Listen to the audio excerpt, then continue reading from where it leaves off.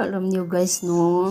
Ay, diri bitaw guys. Kay kuan ka na nang wala jud walay Milo diri. So nagkuha na lang kog replacement sa Milo diri. Kay pinalughog ko na ang buong lugar dito. Wala talagang Milo.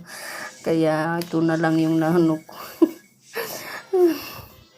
Wala talaga dito, alam nyo.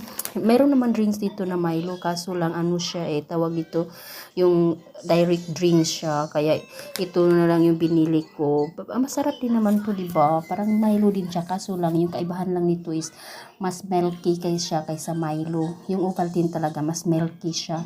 Hindi mo masyadong malasahan yung cocoa kaysa milk. So, ito siya, pero alam niyo kasi ito kasing Milo and Ovaltine is to boost your immune system kasi parang magkakasakit ako pag hindi ako makainom ng mga ganito. Yeah, talaga. So, maganda din naman to pag replacement siya. Kasi dito kasi guys, hindi ka talaga makakita. May Milo dito pero yung direct drink, yung bang sa baby, sa kids, yung bang small packet, yung di lang dito. At saka yung biscuit na Milo. Yun lang. Pero yun talaga, nagtaka talaga ako, bakit wala sa China yung Milo? Siguro, kasi number 1 naman sila sa Olympic pero wala talaga sa Milo. Ito lang yung meron sa kanila, Ovaltine.